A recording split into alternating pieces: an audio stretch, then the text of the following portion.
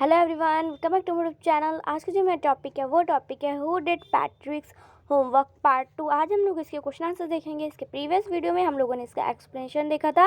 तो चलिए स्टार्ट करते हैं अपना आज का टॉपिक। पहला जो टॉपिक है वर्किंग विद द टेक्स्ट, इसमें आंसर द फॉलोइंग क्वेश्चन है। तो चलिए स्टार्ट करते हैं। पहला क्वेश्चन है what did Patrick think his cat was playing with, what was it really.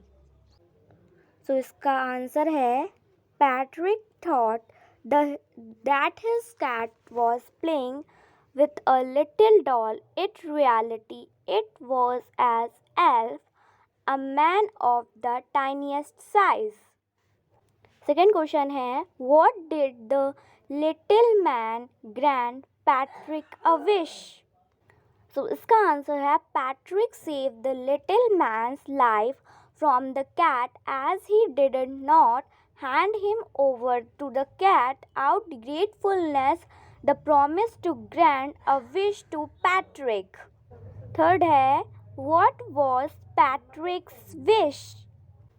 So answer है Patrick hated doing his homework, so when the little man promised to grant his wish, Patrick asked the elf to do all his homework for 35 days until the end of the semester.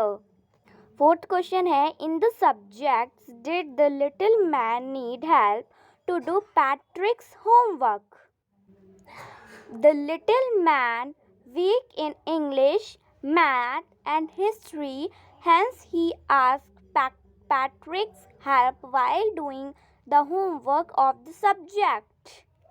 Fifth है who did Patrick help him?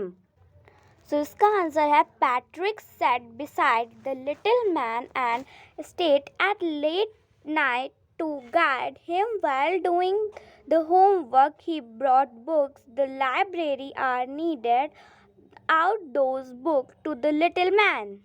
उसके बाद है who do you think Patrick's homework, the little man or Patrick himself? Give reason for your answer. इसका answer देखते हैं। तो इसका answer है in reality Patrick did all the homework by himself.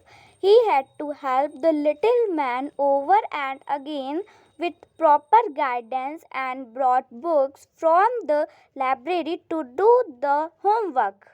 So उसके बाद है working with language. Fill in the blanks in the sentence below with the words of from the box. You may not know the meaning of all words. Look such words up in the dictionary or ask your teacher. इसमें fill in the blanks करना है। इसके जो boxes हैं उसके clue देके, और ये जितने भी हैं वो सब story से related हैं। तो पहला क्या है Some people find household dash a bore but I like to help at home. Second है who stored the diamond is little a dash.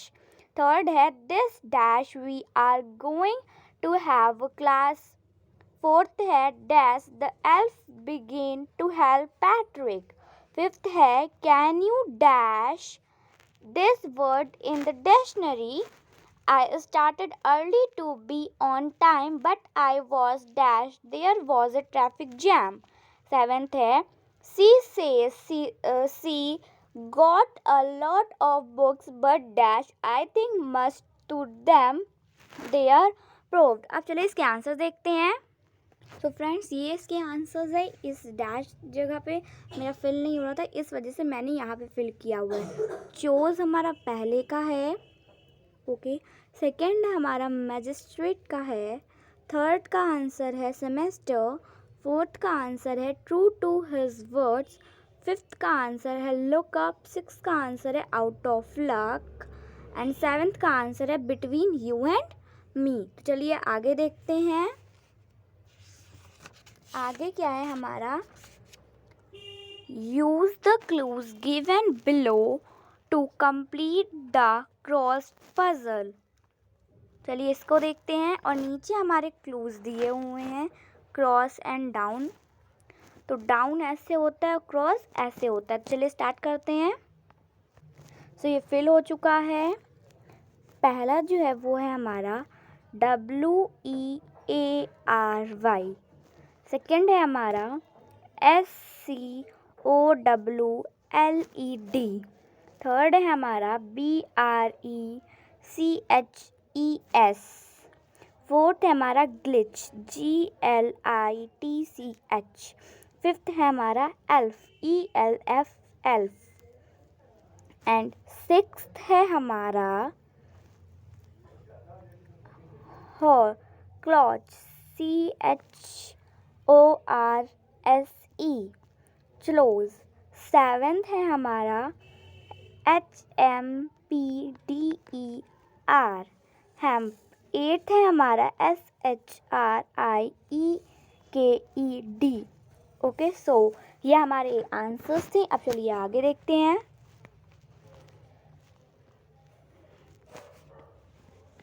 सो ये स्पीकिंग का है, तो इसे आप लोग अपने मन से पढ़ सकते हैं।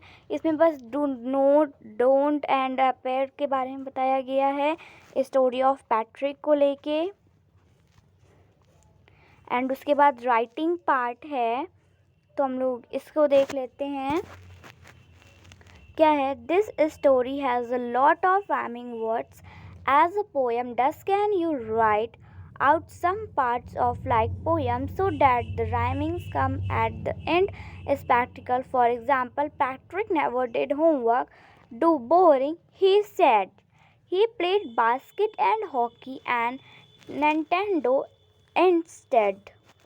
ओके, तो चलिए स्टार्ट करते हैं। तो इसका आंसर हो जाएगा मैं यहाँ पे लिख नहीं सकती क्योंकि बहुत सारे हैं, सो इस वजह से the man of the smallest size. He was sincere and wise. Patrick loved to play sports, not work. He wasted his time and hand pending homework. So इस तरीके से ये हो सकता है। और अगर आप लोगों को कोई और लगे तो आप लोग कोई और भी कर सकते हैं। उसके बाद हम लोग देखते हैं अपना C. Rewrite the following incomplete sentences carefully so that the reader does not have to guess what is left out. मतलब हम लोग बहुत सारी चीज़ें होते हैं जो कि हम लोग आधे आधे बोलते हैं, सो उस सेंटेंस को हम लोगों को पूरा करना है। सो मोर एंड मोर बुक्स का एक एग्जाम्पल हो सकता है पूरे सेंटेंस में। My sister loves reading more and more books. आप लोग इसका कोई दूसरा भी बना सकते हैं। टू डिफ़िकल्ट का हो सकता है math is too difficult to understand. Got up late miss the bus का हो सकता है my brother got up late miss the bus for college. Solve the mystery हो सकता है the detective solve the mystery of the crime scene. Okay, तो चलिए start कर दूसरा देखते हैं। Look at this cartoon by R.K. Lakshman. Read the sentence given below the cartoon. Discuss the following question with your partner. So ये हम लोग देखते हैं एंड यहाँ पे ये छोटा सा क्लू दिया गया है। Get on with your homework.